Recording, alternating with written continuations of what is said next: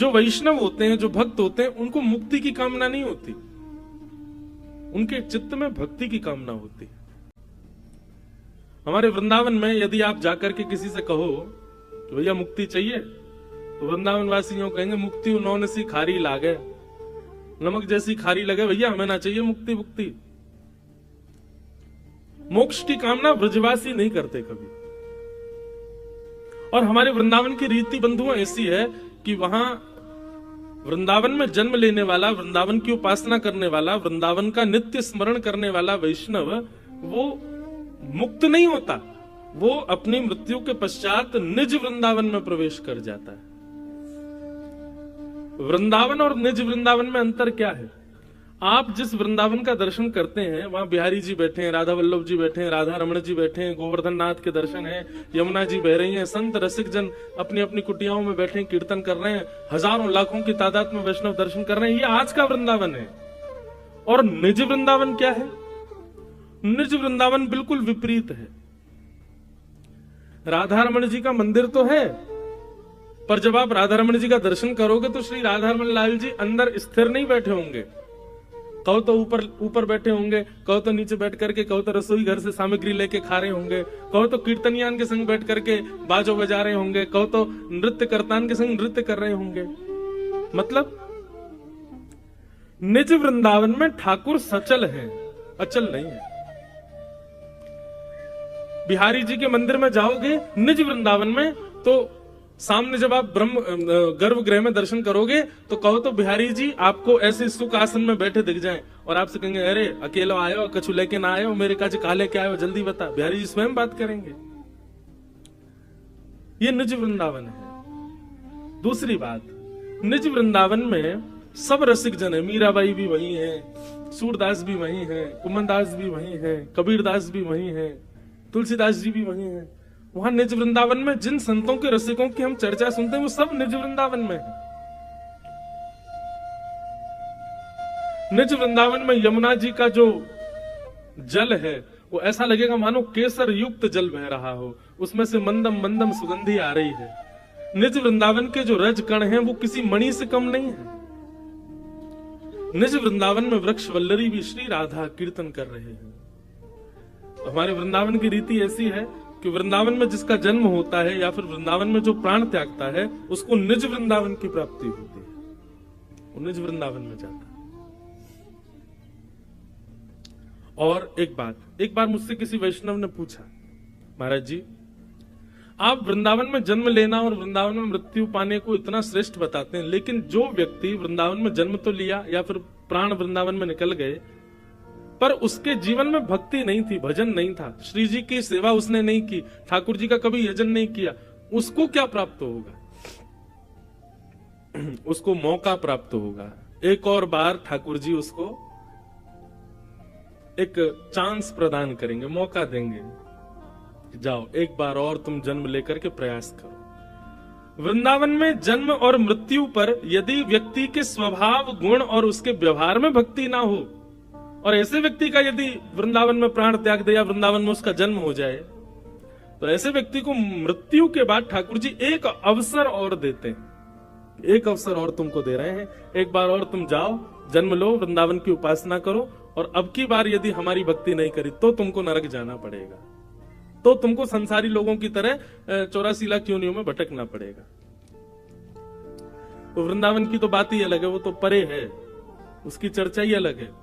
इसलिए वृंदावन की चर्चा होती है तो मैं अलग से 3-4 दिन का ही क्रम करता हूं, क्योंकि वृंदावन स्वयं ऐसा विषय है जिस पर 7 दिन बोला जा सकता है, अद्भुत है। सीधी बात, हम एक बात हाथ जोड़ के कहें, वैष्णव जो है वो कभी मुक्ति की कामना नहीं करता। स्वर्ग तो बहुत दूर की बात, स्वर्ग किसे कहते हैं? स्वर्ग जाना कोई अच्छी बात नहीं है बंधु। आप लोग यदि ये सोचते हैं कि मृत्यु के बाद स्वर्ग मिलना बहुत श्रेष्ठ है, नहीं। क्षीणे पुण्य मर्त लोकम विशंति।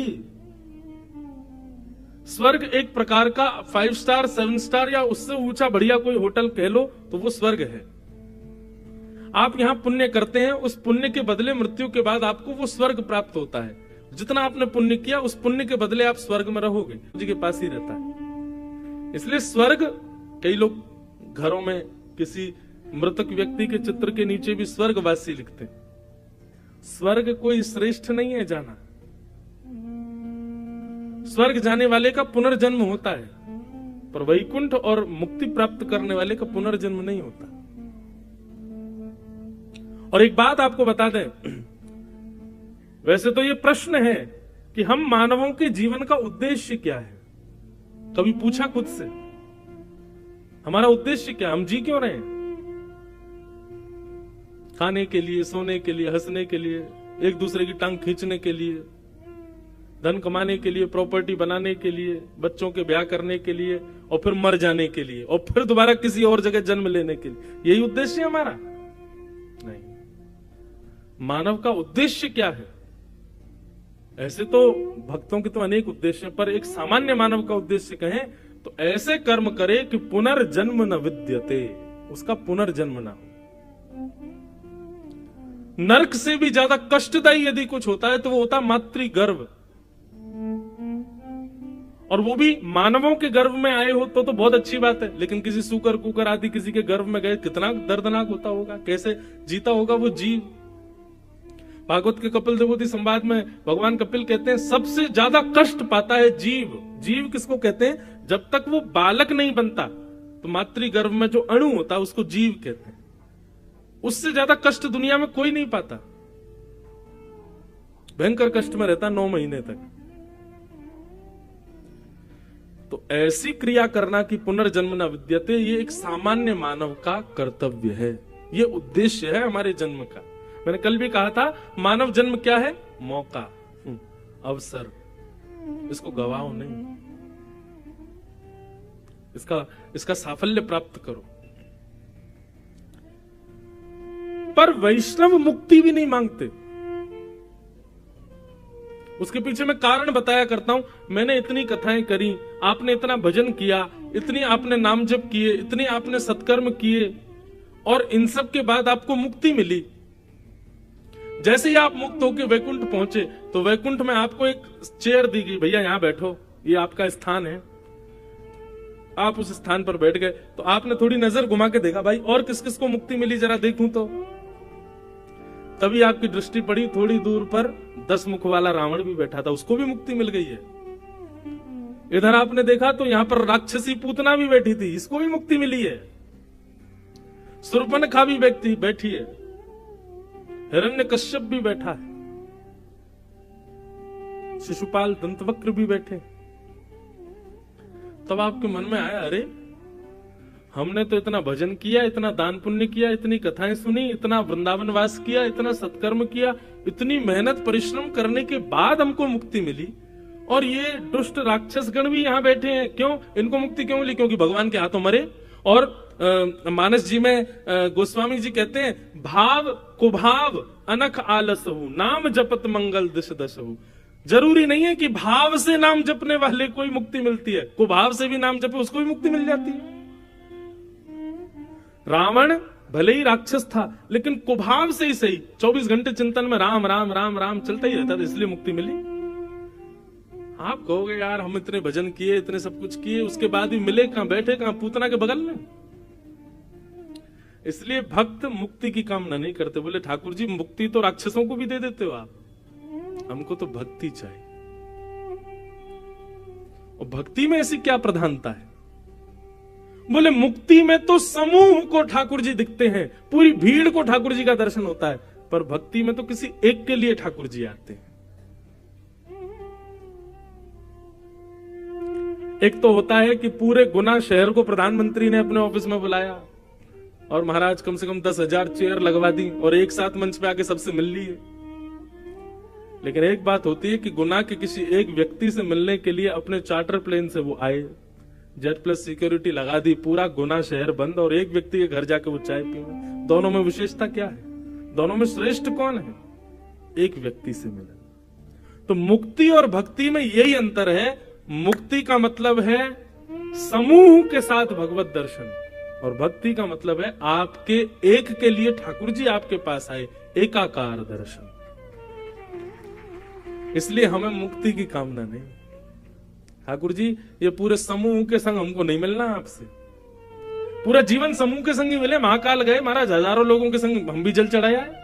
शंकर जी को तो कई बार पता भी नहीं चलती होगी कौन ने जल चढ़ाया, मुंह पे इतने लोग चढ़ा गए। बिहारी जी का समूह दर्शन करता है, लाखों लोग दर्शन करने जाते हैं। बिहारी जी को पता चलती भी होगी कि कोई गुना से भी आया था? नहीं पता चलती। अरे बिहारी जी बहुत दूर, हमसे ही मिल लो, हमसे इतने लोग मिलने आए, हमको क्या पता कौन कहां से कब कैसे आया। समूह का दर्शन वो मुक्ति है, लेकिन एकाकार दर्शन वो भक्ति है। इसलिए हम ठाकुर जी से कह रहे हैं, ठाकुर जी हमें मुक्ति नहीं चाहिए, हमें भक्ति चाहिए। आप हमारे जीवन में पधारो, ऐसी कृपा करो, अनुग्रह करो भगवान। मीराबाई ने मुक्ति की कामना नहीं, भक्ति की, अपने जन्म में ही ठाकुर जी से मिलनी। गोस्वामी तुलसीदास जी महाराज, उन्होंने भक्ति की, अपने जन्म में ही ठाकुर जी को प्राप्त कर लिया।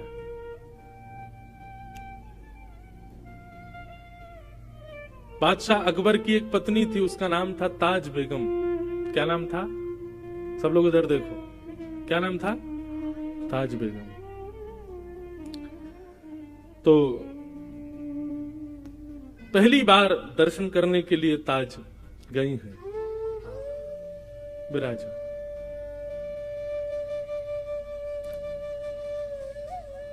बोलो वृंदावन बिहारी लाल। बहुत ध्यान से सुनना। ताज बेगम पहली बार अकबर के साथ गोवर्धन गई। अच्छा, अकबर के ऊपर एक चीज तो लगती है कभी कभी, अकबर के ऊपर कृपा तो थी ठाकुर जी की। वो वृंदावन भी जाता था, गोवर्धन भी जाता था तो वो अकबर ही, पर उसको संतों के दर्शन खूब हुए। स्वामी श्री हरदास जी ने बड़ी कृपा की, गोसाई विठलनाथ जी का बड़ा आश्रय प्राप्त हुआ अकबर को। था तो वो मुगल, लेकिन उसके शासन में, अब मेरे पढ़ने में ना आई हो तो बात अलग है, लेकिन जहां तक मैंने देखा कि उसने कभी मंदिरों को और किसी भी हिंदू वैदिक सनातनी को कभी ज्यादा कष्ट तो नहीं दिया।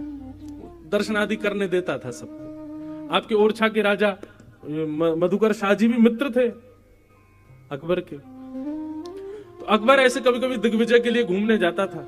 गोवर्धन गया, गोसाई जी से प्रार्थना की कि हमको श्रीनाथ जी का दर्शन करना है।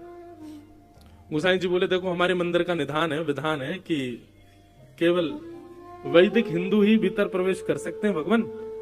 तो आपको दर्शन की यदि इच्छा है तो हमने एक ना मंदिर में खिड़की बनवा रखी है, वहां से हम दिखा देंगे ठाकुर जी आपको। अकबर बोला वहीं से दिखा दो। तो अकबर ने वहां से ठाकुर जी को देखा, ठाकुर जी को दर्शन करके वो चला गया। जैसे ही ताज बेगम बैठी उस खिड़की में, और जैसे ही उस झरोके में से ठाकुर जी को देखा, अब तो स्थिति हो गई कि नेत्र बंद करे और वही छवि दिखाई दे ठाकुर जी की। यही पीछे जो छवि, ये गोवर्धन नाथ स्वरूप ठाकुर जी का, यही छवि दिखे।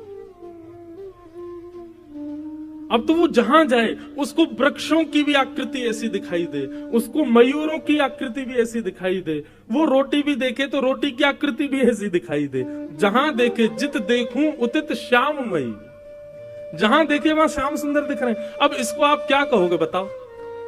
ताज बेगम का ना तो संग अच्छा, ना कुल अच्छा, ना परवरिश अच्छी, लेकिन फिर भी ठाकुर जी के प्रति प्रेम। इसको ये कहते हैं कि ताज बेगम नहीं गई है ठाकुर जी के पास, ताज बेगम का मन नहीं लगा है, ठाकुर जी का मन लग गया है ताज बेगम में। ये कहते हैं, इसको कहते हैं भगवत प्रीति। एक तो होता है हमको ठाकुर जी प्रिय लगते हैं, एक होता है ठाकुर जी को हम प्रिय लगे।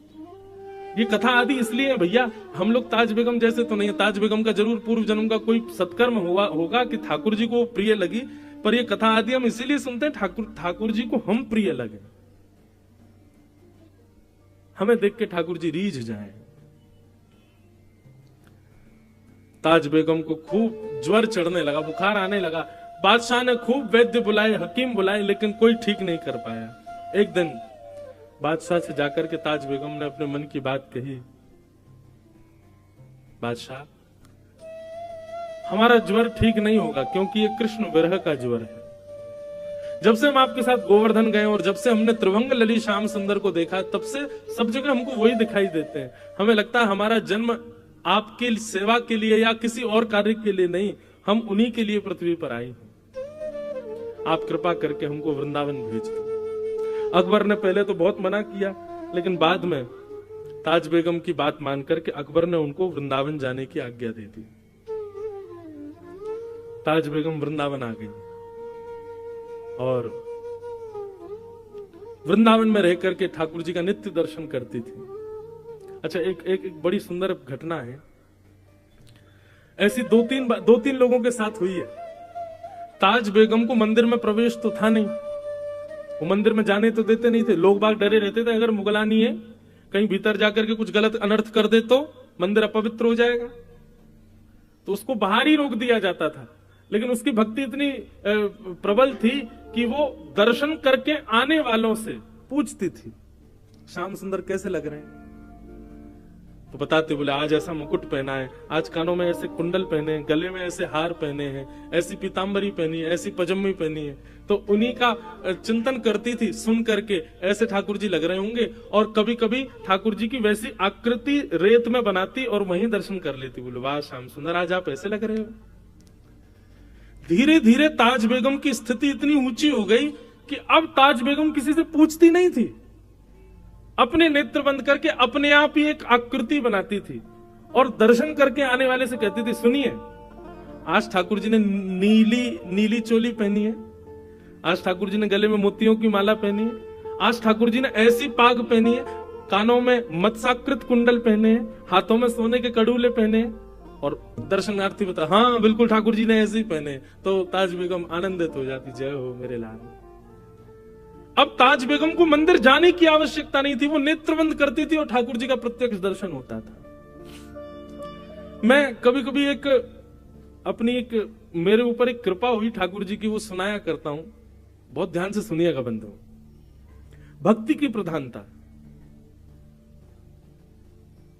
कभी आप मंदिर जाया करें ना ठाकुर जी के, चाहे आप वृंदावन जाओ, चाहे आप महाकाल जाओ, चाहे आप टेकरी हनुमान जाओ, कहीं भी जाओ, ठाकुर जी आपको स्वीकार कर चुके हैं, इसका प्रमाण लेकर के जाओ। और वो कैसे कि बिना दर्शन किए पहले ही सोच लो, आज ठाकुर जी ऐसे दिख रहे होंगे, आज ठाकुर जी की जो वस्त्र पोशाक होगी वो इस रंग की होगी, आज ठाकुर जी गले में माला जो होगी ना वो मोतियों की होगी, आज ठाकुर जी के श्री अंग पर जो पुष्प होंगे वो मोंगरा के होंगे या गुलाब के होंगे या कन्नेर के होंगे, जो विचार करो। 2-3 चीजें विचार करके जाओ, उनको फिर जाकर के देखो ये आज ठाकुर जी ने ऐसा कुछ किया है कि नहीं। अगर एक वस्तु भी आपके मनोभाव से मिलती हुई ठाकुर जी ने धारण की हो तो समझ जाना ठाकुर जी आपसे प्रसन्न हैं। हमारे प्यारे गिरधर लाल जी का प्रथम जन्मोत्सव हुआ नाथद्वार में। तो नाथद्वारा में नियम क्या था कि कथा सुबह होती थी, शाम को उत्सव होता था। हम इतने व्यस्त हो जाते थे उत्सव में कि मैं नाथद्वारा श्रीनाथ जी दर्शन करने नहीं जा पाता था। पर एक बालक को हमने अपनी तरफ से नियुक्त किया था, भाई रोज तुम जाना और दर्शन करके हमको बताना आज ठाकुर जी लग कैसे रहे। वो ठीक है। तो सुबह सुबह उठ करके ठाकुर जी का स्नान आदि करा के उनका श्रृंगार करके आज जैसे पीली पीतांबरी पहना दी, सिर पर लाल पाग पहना दी, ठाकुर जी को नीली हटरी के अंदर विराजमान कर दिया। और इतने में 8:30-9 बज जाते, मैं तुरंत नाश्ता करके कथा में, वहां राजभोग आरती जब होती नाथद्वार में, उसके बाद कथा विश्राम होती थी 1 बजे, तो दर्शन में कर ही नहीं पाता था। तो पहले दिन व्यास मंच से उतर करके जैसे गया तो वो बालक खड़ा था, उसको मैंने बुलाया, मैंने हाँ भाई दर्शन कराए तुम ठाकुर जी के? मैंने कहा कैसे लग रहे ठाकुर जी? वो ठाकुर जी ने आज पीली पीतांबरी पहनी है, सिर पर लाल पाग पहनी है, गले में मोतियों की माला पहनी है और ठाकुर जी नीली हटरी में बैठे। मैंने कहा हमारे लाल जी की नहीं, मैं कह रहा हूं श्रीनाथ जी ने क्या पहना। बोले हम श्रीनाथ जी का ही बता रहे हैं। मैंने कहा ये तो हमारे ठाकुर जी ने पहना है।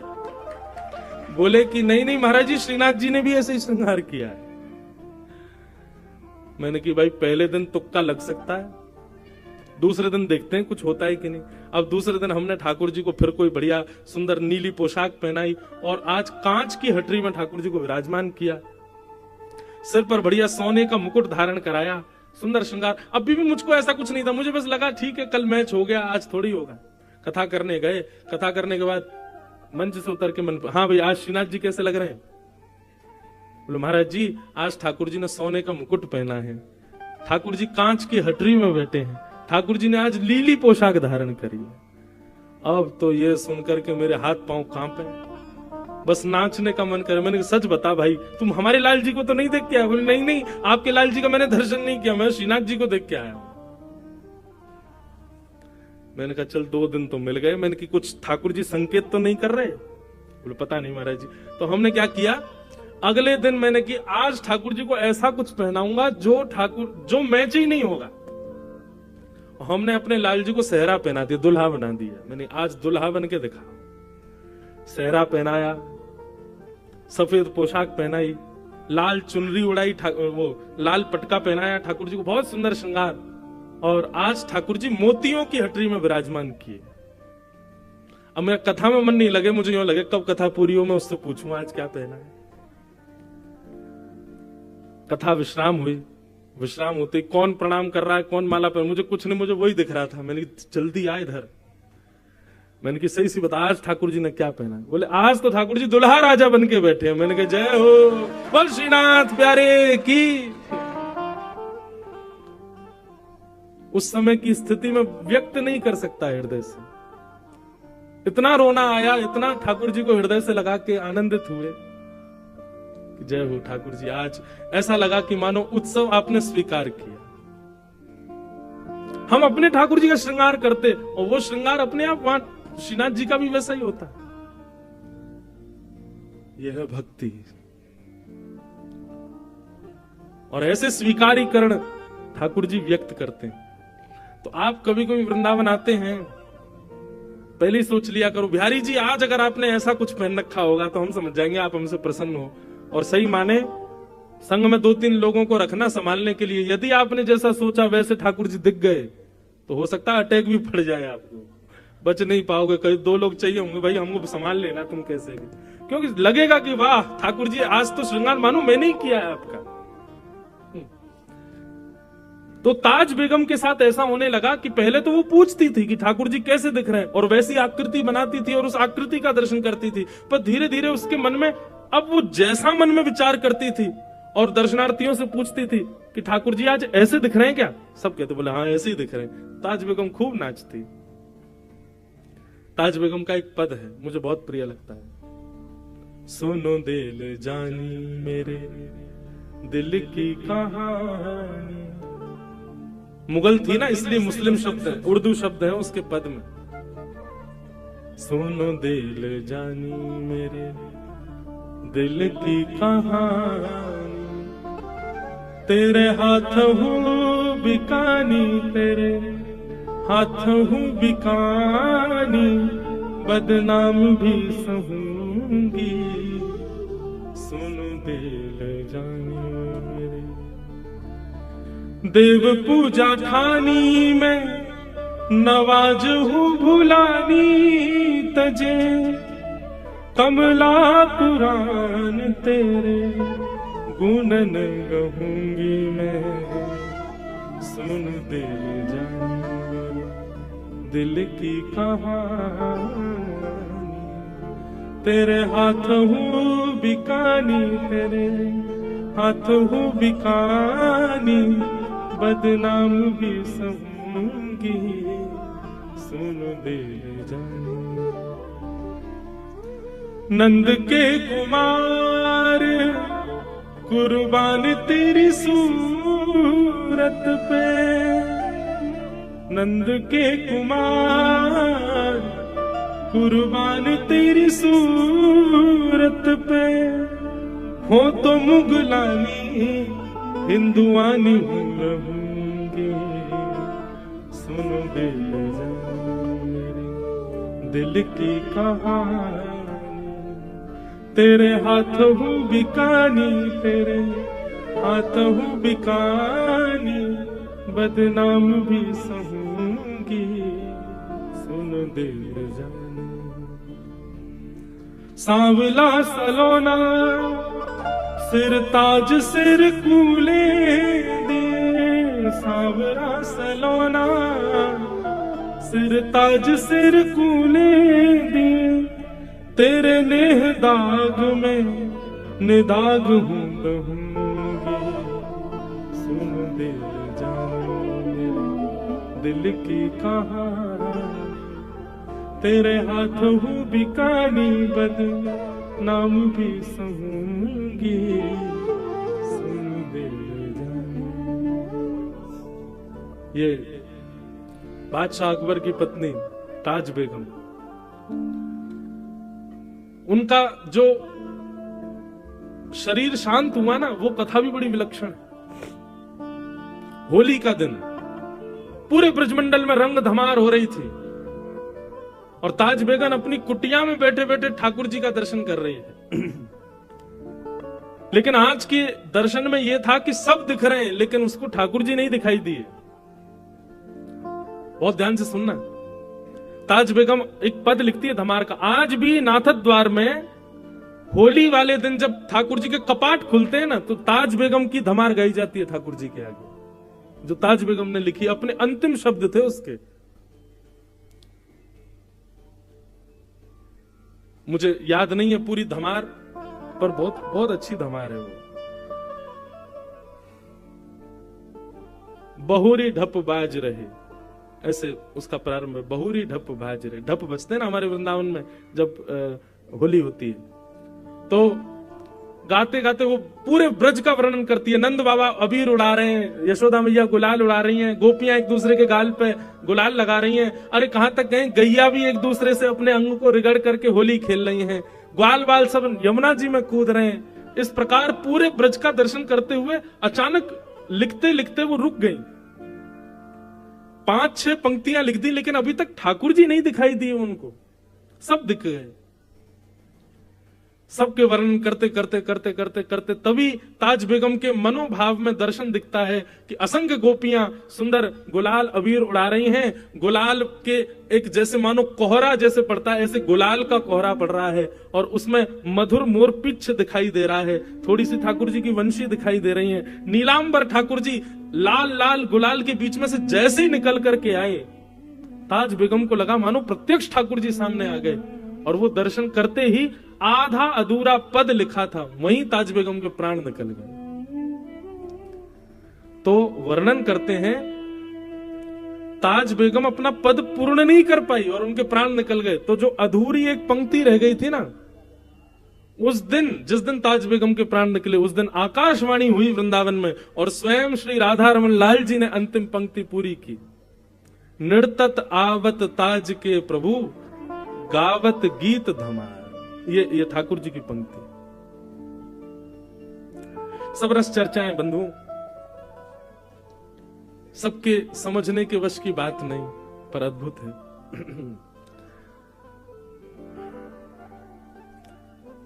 परीक्षित जी महाराज से सुखदेव जी ने कहा कि परीक्षित, तुम भक्ति की कामना करो, और सृष्टि का प्रसंग सुनाया। सृष्टि का प्रसंग सुनाते हुए कल हमने सुना कि महादेव ने सृष्टि की, कैसी सृष्टि की सबको पता है।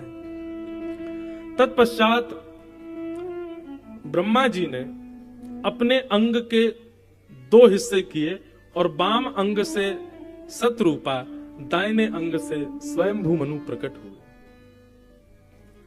स्वयंभू मनु सतरूपा के 3 पुत्री और 2 पुत्र हुए। आकुति, देवहूति, प्रसूति 3 बेटी और 2 पुत्र प्रियव्रत और उत्तानपाद। अब इन्हीं के प्रसंग में ही आगे का क्रम पूरा चलेगा। इसी बीच में भगवान बराह प्रकट हुए, उन्होंने पृथ्वी की रक्षा करके पुनश्च उसको विद्यमान किया, हिरण्याक्ष का वध किया। हिरण्यकश्यप ने उसी दिन से तपस्या प्रारंभ कर दी ठाकुर जी से युद्ध करने के लिए। तो पृथ्वी पर प्रथम मानव के रूप में स्वयंभू मनु पधारे और स्वयंभू मनु के 3 पुत्रियों में से एक पुत्री की कथा अब यहां से प्रारंभ होती है, जिनका नाम है देवहूति। और देवहूति के वहां भगवान कपिल के रूप में पधारे। बड़े ध्यान से कथा सुनिएगा। एक ऋषि हुए जिनका नाम था कर्दम ऋषि। कर्दम ऋषि ने 1000 वर्ष तक तपस्या की। ये ब्रह्मा जी की छाया से प्रकट हुए थे और 1000 वर्ष की तपस्या करने के बाद जब ठाकुर जी प्रसन्न हुए, भगवान ने कहा वरदान मांगो, वर मांगो, क्या चाहिए। तब कर्दम ऋषि ने भगवान से क्या मांगा, बहुत सुंदर बात, कि तथा सचाहम परिवोडु काम समानशीलां गृहमेधधेनुम्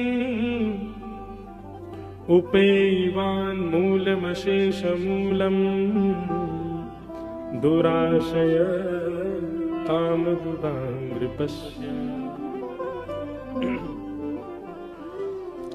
यहां जितने भी लोग अब विवाहित बैठे हैं और जो अब विवाह करने के बस समय पे आ गए हैं, मंद मंद मुस्कुरा रहे हैं, बहुत ध्यान से सुनो।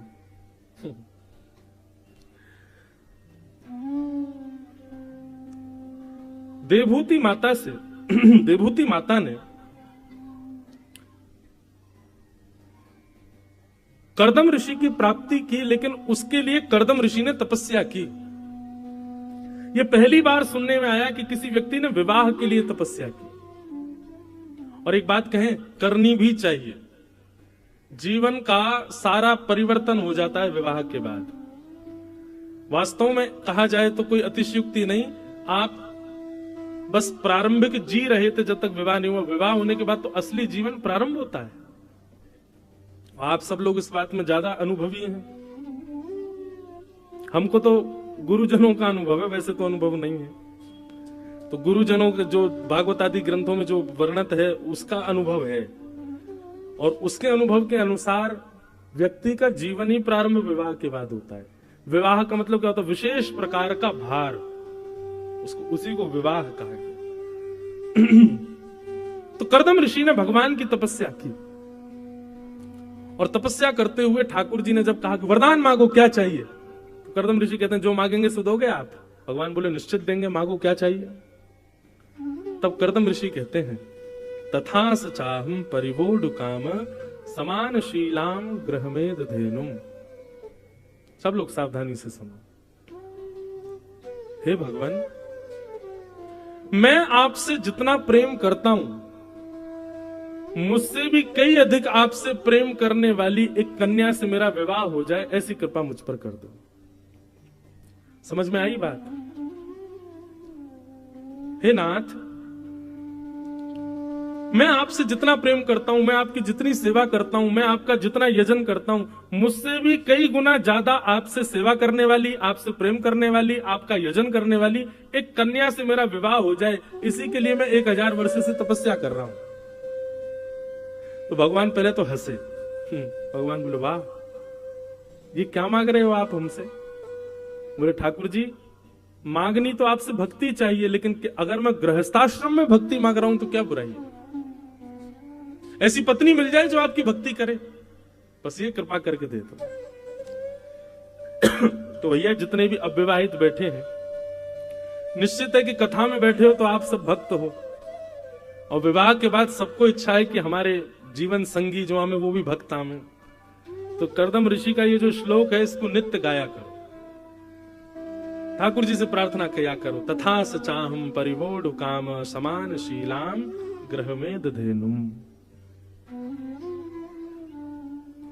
भगवान प्रसन्न हो गए, और प्रसन्न होकर के ठाकुर जी ने कर्दम ऋषि से कहा ठीक है कर्दम ऋषि, आप चिंता मत करो, परसों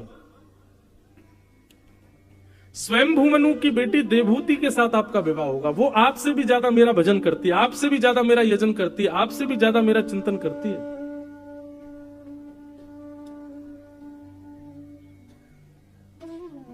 बहुत ध्यान से सुनो।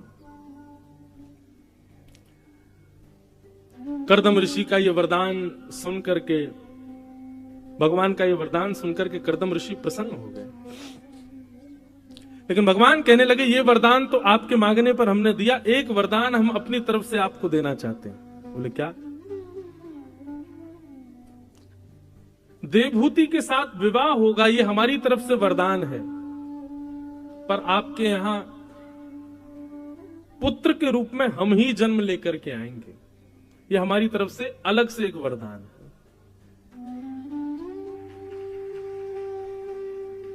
ताली बजाई, आपने समझ में आ गई थी बात? हमें तो लगा समझे कि नहीं, पता नहीं। सीधी बात, ठाकुर जी से बंधुओं कभी संसार भी मांगो ना, वो भी अपनी सुख निवृत्ति के लिए नहीं, उसमें भी भगवत दर्शन हो, भगवत भाव हो। ऐसी इच्छा रखनी चाहिए। घर में गाड़ी आ जाए, अगर ये इच्छा है ठाकुर जी से, तो आप ये मत कहो ठाकुर जी घर में गाड़ी आ जाए ना, हे ठाकुर जी आपको इधर उधर ले जाने के लिए बढ़िया रथ घर में आ जाए, तो फिर गाड़ी भी भक्ति भाव से ही आएगी। ठाकुर जी कहेंगे हमारे लिए रथ मंगा रहा है, लेकिन फिर देख लेना वो रथ फिर ठाकुर जी का ही होना चाहिए, उस पर अपना अधिकार मत जमाना। ए ठाकुर जी गुना में बढ़िया एक घर बन जाए हमारा, आप छोटे से घर में रहते हैं, आपके लिए भव्य एक महल जैसा बने, ऐसी कोई कृपा करो, तो ठाकुर जी बनवाएंगे। कहीं भी हमारे सुख का भाव नहीं होना चाहिए, कहीं भी हमारे भोग विलास का भाव नहीं होना चाहिए उन सब भावों में। तो कर्दम ऋषि ने भगवान की 1000 वर्ष तपस्या करके क्या मांगा कि आपसे प्रेम करने वाली, आपकी भक्ति करने वाली एक पत्नी मुझे प्राप्त हो जाए, ऐसी कृपा कर दो, मेरा विवाह हो जाए ऐसी कन्या से। भगवान इतने प्रसन्न हो गए कि एक वरदान तो ये दिया, दूसरा अपनी तरफ से दिया कि तुम्हारे यहां पुत्र भी मैं ही बन के आऊंगा, जाओ। और कर्दम ऋषि का विवाह देवभूति जी के साथ हुआ। विवाह के पश्चात कर्दम ऋषि 60 वर्ष की समाधि में चले गए। समाधि से जब उठे तो देवभूति वृद्ध हो गई। तब देवभूति को बिंदु सरोवर में स्नान कराया, तब वो नवीन रूप में प्रकट हुई। तब उन्होंने कामक विमान बनाया और उस कामक विमान में भ्रमण के पश्चात 9 पुत्रियों को जन्म दिया देवभूति माता ने। ये 9 पुत्रियां ही 9 भक्ति हैं। 9 पुत्रियों का विवाह कर दिया। कर्दम ऋषि कहने लगे देवी अब गृहस्थाश्रम पूर्ण हो गया, अब मैं वन में जाके भजन करूंगा। देवभूति माता बोली बेटियां अपने घर चली गई, आप वन में चले जाओगे, मैं अकेली कहां जाऊंगी। एक पुत्र होता तो उसके सहारे पूरा जीवन जी लेती। तब कर्दम ऋषि को याद आया कि ठाकुर जी ने उनको वचन दिया है कि वे उनके यहां पुत्र बनकर के आएंगे। तब 10वीं संतान की उत्पत्ति हुई और 10वीं संतान के रूप में भगवान कपिल का आगमन हुआ। बोलो कपिल भगवान की। सांख्य शास्त्र के प्रणेता, दर्शन शास्त्र के उद्गाता, जिन्होंने पूरे विश्व को दर्शन शास्त्र प्रदान किया, ऐसे भगवान कपिल का आगमन हुआ। कपिल भगवान धीरे धीरे बड़े हो गए। देवभूति माता ने एक दिन विचार किया कि ये मेरे पुत्र हैं पर भगवान भी तो हैं, क्यों ना अपने जीवन की जरूरी कुछ संवाद इनके साथ में मैं करूं। तब देवभूति माता ने कपिल भगवान के साथ संवाद किया। इसी को कपिल देवभूति संवाद कहते हैं। बहुत ध्यान से सुनिएगा, बड़ा गंभीर प्रसंग है, पर जितनी हरी इच्छा होगी हम कहेंगे। देवभूति माता ने पहला प्रश्न किया भगवान से। अच्छा बंधुओं, कभी आपने एक बात विचार की अपने मन में, कभी मान लीजिए कि कभी ठाकुर जी आपको मिल गए, आप क्या करोगे फिर? कभी प्रत्यक्ष हनुमान जी आपके सामने प्रकट हो गए, क्या करोगे? महाराज जी पांव छू लेंगे, और क्या करोगे? कुछ विचार किया ही नहीं, क्योंकि हमको ये विश्वास ही नहीं है कि ठाकुर जी हमको मिलेंगे, इसलिए हमने कभी विचार ही नहीं किया। श्रीमद् भागवत के कम से कम हमने 10 श्लोक छांट करके रखे। कभी अगर हमारे ठाकुर जी हमको प्रत्यक्ष मिल गए तो ये 10 प्रश्न हम ठाकुर जी से करेंगे। अब हमारे प्रश्न हमारे गोपनीय, हम सबको क्यों बताएं, लेकिन आप भी विचार किया करो। कभी प्रत्यक्ष राम जी आ गए सामने, प्रसन्न होके आपसे, क्या करोगे? क्या पूछोगे? वो बात एक अलग हो जाती है कि सुध बुध नहीं रहेगी, करोगे कुछ होगा, कुछ आदि आदि, वो सब एक अलग बात है। वो आपकी तन की स्थिति देहाभिमान हो जाएगी, वो एक भक्ति की परिणति है। लेकिन ठीक है, ठाकुर जी कम से कम 5-6 घंटे के लिए आए, 1-2 घंटे थोड़े अव्यवस्थित रहोगे, लेकिन 2-3 घंटे बाद तो थोड़ी सुध आएगी। ठाकुर जी अपने बगल में बैठाएंगे, कहेंगे भैया कुछ कहो, इतना हमारा भजन करते हो, कुछ बोलो। क्या बोलोगे? सोच के रखा है कभी? नए नए प्रेम करने वाले जब मिलते हैं तो प्रेमी पहले से विचार कर लेता मैं क्या बोलूंगा। विवाह से पहले ही पति पत्नी विचार कर लेते, मैं पत्नी से बोलूंगा, पत्नी पति के लिए सोच लेती है बोल। लेकिन कभी ठाकुर जी के लिए हमने क्यों नहीं सोचा? क्योंकि हमको विश्वास ही नहीं है कि वो हमको मिलेंगे। ये विश्वास पहले जगाओ हृदय में, ठाकुर जी मिलेंगे, और मिलेंगे क्या चर्चा होगी। देवभूति माता ने जो भगवान से प्रश्न किए हैं ना, अद्भुत। देवभूति माता प्रश्न करते हुए कहती है, भगवान कि निर्वेणा नितरां भूमि असद इंद्रिय तर्षणा येन संभाव्यमानेन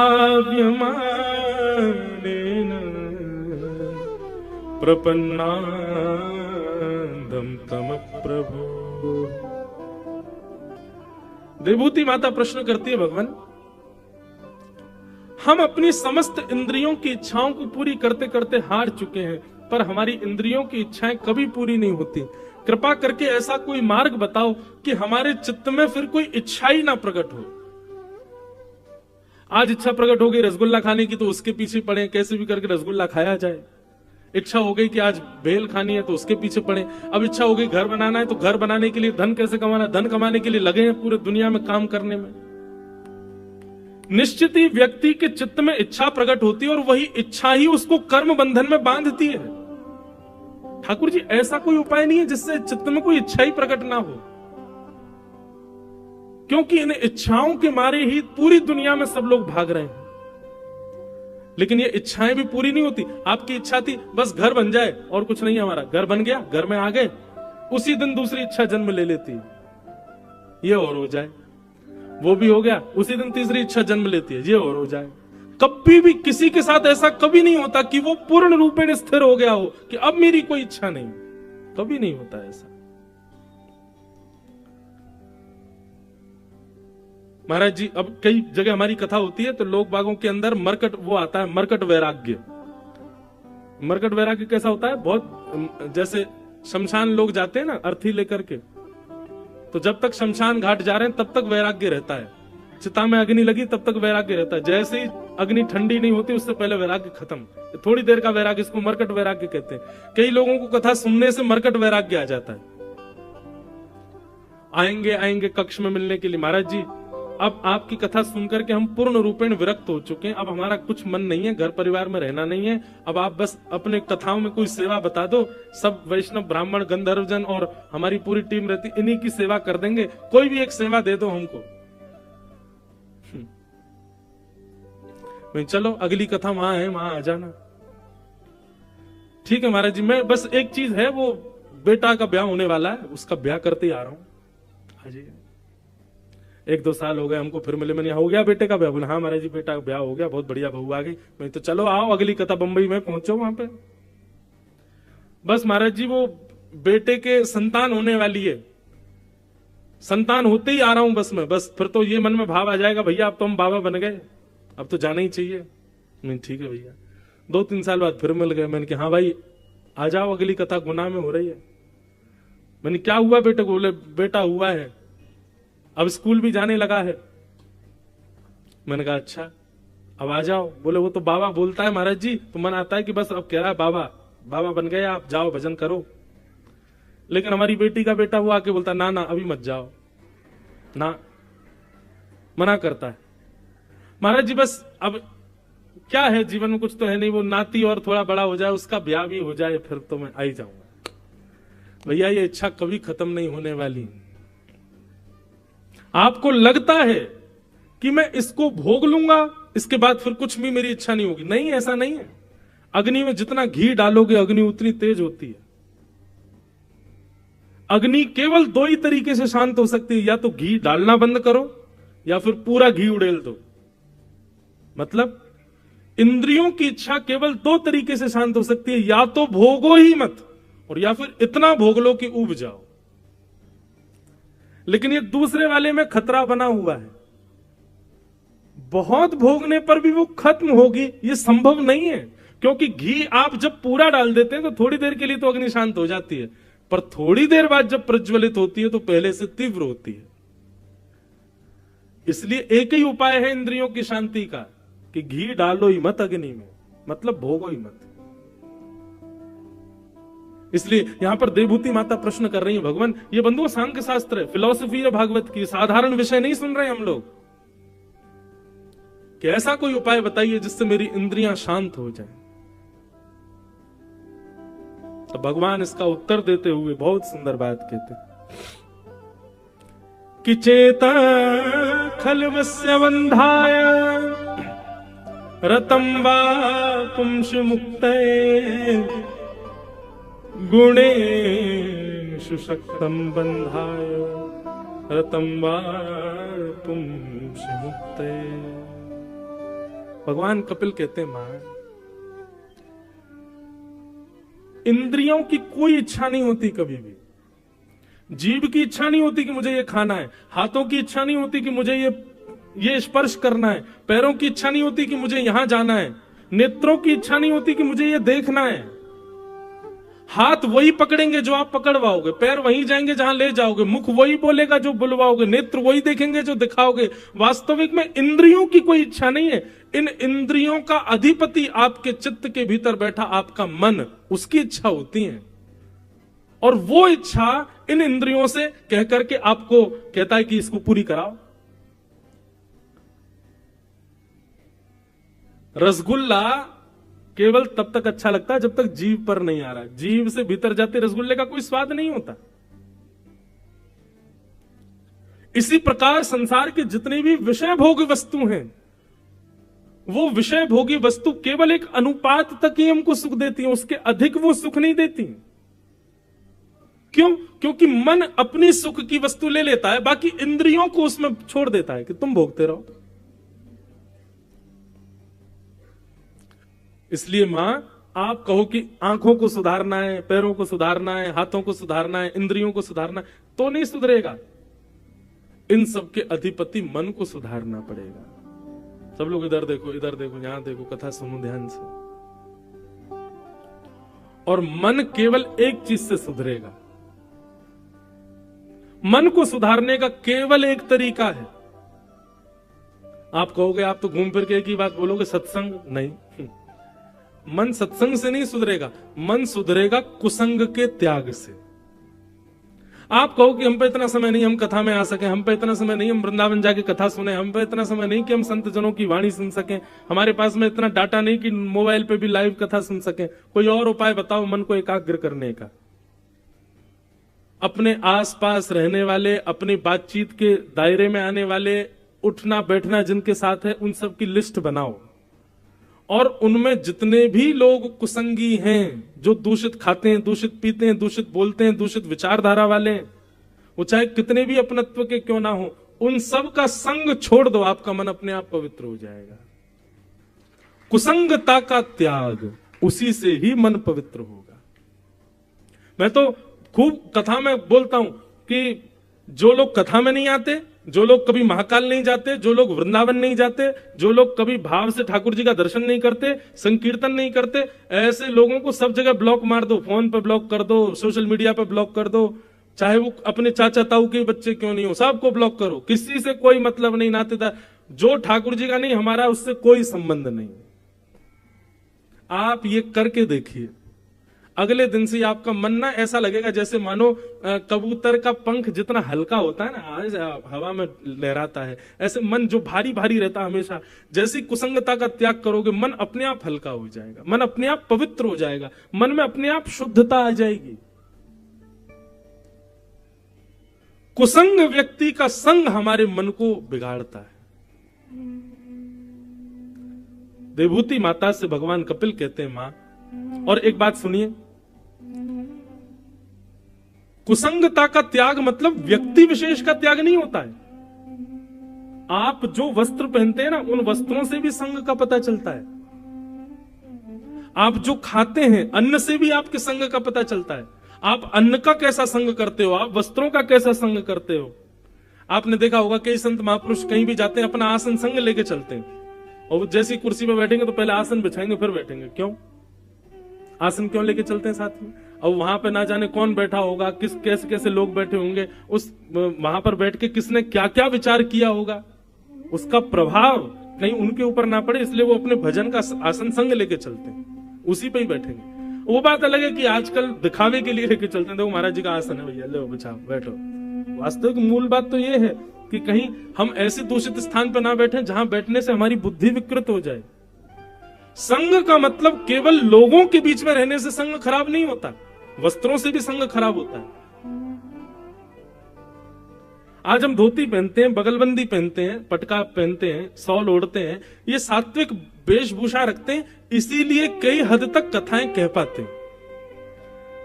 जिस दिन ये वस्त्र बिगड़ जाए, जीन्स पहनने लग जाए, टी शर्ट पहनने लग जाए, अपने आप बुद्धि विकृत होने लग जाएगी।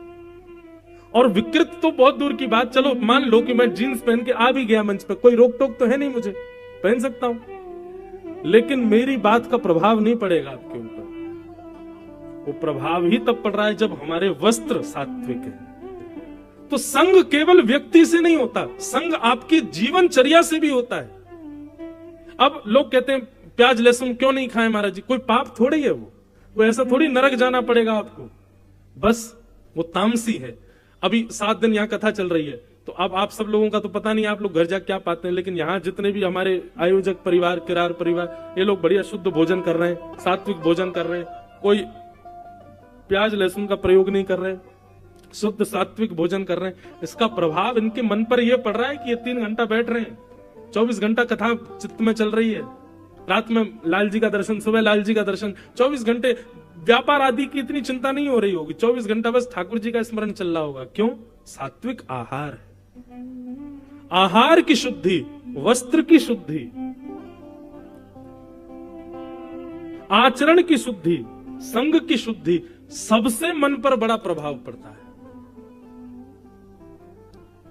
आप लोग पहाड़ों पर जाते हैं, नदी किनारे जाते हैं, तो वहां अपने आप मन लगने लग जाता है। क्यों? सात्विक है, वातावरण शुद्ध है। वहां पर तामसी, जितना नगरों में तामसी लोग रहते हैं, इतने तामसी लोग वहां नहीं है, इसलिए आपका मन शांत हो रहा है। पर्यावरण से भी, हम लोग कितने घरों में जाते हैं, लोग बाग बुलाते हैं, सत्य बता रहे हैं, घर में पैर रखते ही अनुभव हो जाता है कि घर कैसा है, यहाँ के लोग कैसे हैं, क्या खाते होंगे, क्या पहनते होंगे, क्या पीते होंगे, विवाद चल रहा होगा, भाई भाई लड़ रहे होंगे, सब पता चल जाता है।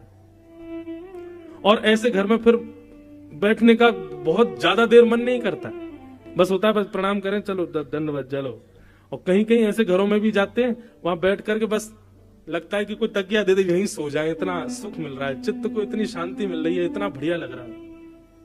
अब ये सबके साथ होता है कि नहीं? हमारे साथ तो होता है ऐसा। मुझे घर में जाने से, नगरों से भी मुझे वो होती है, नकारात्मक सकारात्मक भाव आने लगते हैं। कई भारत के ऐसे नगर हैं, वहां पहुंचते ही ऐसा लगता है यहाँ कथा कब पूरी हो जाए यहाँ से। और कई नगर ऐसे, वहां ऐसा लगता है कि अरे 8 दिन हो गए पूरे, अरे और 10-15 दिन और कथा चलती रहती है, आनंद आता।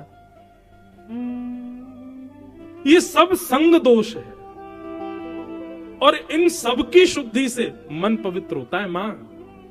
लेकिन हम इतना तो नहीं सुधार सकते कि भाई वस्त्र भी सुधार लें, सब कुछ सुधार, कम से कम इतना तो सुधार कर सकते हैं कि ऐसे व्यक्ति का संग त्यागो जो ठाकुर जी से संबंध नहीं रखता, जो ठाकुर जी की कथा से संबंध नहीं रखता। यहां से प्रारंभ करो। और भगवान कपिल कहते हैं ये 5 लक्षण जिसमें हो उसका संग करो। कौन कौन से 5 लक्षण? कि तितिक्षवः कारुणिका सुहृदः सर्वदेहिनां, अजात शत्रवः शांता साधवः साधुभूषणा। बहुत ध्यान से सुनिएगा। सबसे पहला लक्षण बताया तितिक्षु। तितिक्षु का मतलब होता है सहनशील, जो कि आज की डेट में कोई भी नहीं है, कोई सहनशील नहीं है। दूसरा लक्षण कारुणिका, सब पर दया करने वाला। तीसरा लक्षण सुहृदः सर्वदेही नाम, सबका भला चाहने वाला। चौथा लक्षण अजात शत्रु, किसी से शत्रुता ना करने वाला। और 5वां लक्षण शांता, मौन रहने वाला। ये 5 लक्षण जिसमें हूं मां, उसका संग करो।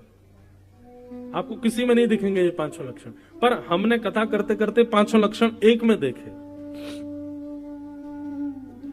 दोबारा सुनिए और विचार करो ये 5 लक्षण किसमें है?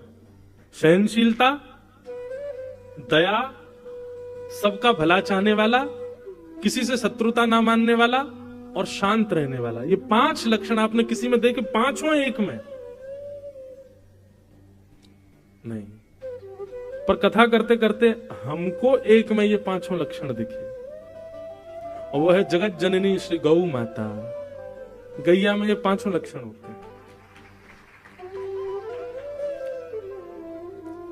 केवल ताली नहीं बजानी, इस पर विचार करो। है कि नहीं ये पांचों लक्षण? ततिक शब, सहनशील, गैया सहनशील है, बहुत सहती है।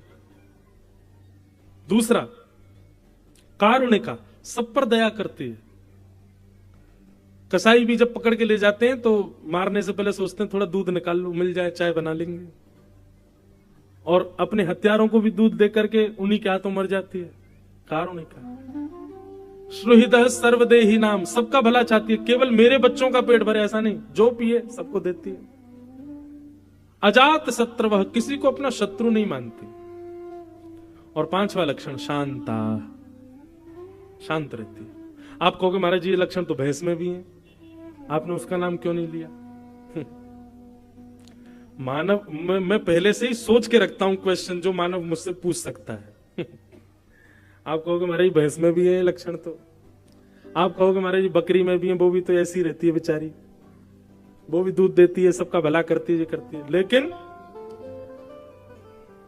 दोनों के स्वभाव में अंतर है। गाय का और भैंस का, दोनों का स्वभाव अलग है। हमारे ब्रज में तो ऐसा कहते हैं भैंस का कोई निरंतर दूध पिए तो उसका शरीर भले ही बन जाएगा लेकिन बुद्धि से जड़ हो जाएगा, बुद्धि में जड़त्व आ जाएगा, क्योंकि उसके दुग्ध में जड़त्वता है, आलसी होती है ना। और रही बात बकरी की, तो बकरी शांत नहीं रहती, मैं करती रहती है, अहंकारी होती है, 24 घंटा मैं करती रहती है। लेकिन गाय शांत रहती है, शांता, शांत स्वभाव है उसका। स्वभाव के रूप में गौ माता श्रेष्ठ है। तो ये पंच लक्षण जिसमें दिखे मैया उसका संग करो। लेकिन ये पांचों लक्षण आपको किसी में ना दिखे तो अपने अंदर लाने का प्रयास करो। एक विचार और हमने किया कि ये पांचों लक्षण जो हैं, यदि नीचे से हम लाना प्रारंभ करें तो हमारे अंदर ये पांचों लक्षण आ सकते हैं। जैसे कि अंतिम लक्षण बताया था शांत, मौन रहना प्रारंभ कर दो। आप मौन रहना प्रारंभ करेंगे तो आपके अंदर चौथा लक्षण अपने आप आ जाएगा, क्या? अजात शत्रु, किसी से शत्रुता नहीं होना। शत्रुता होती उन्हीं लोगों की जो बोलते बहुत हैं, तो कम रहते, बोलते शांत रहते हैं। ये सूत्र है, संस्कृत का व्याकरण का सूत्र है, और हमारे शास्त्रों का सूत्र है कि मौने च कल हो नास्ति। मौन रहने वाले के कभी कलेश नहीं होते, कलेश होते ही उसके ज्यादा है जो बहुत बोलता है।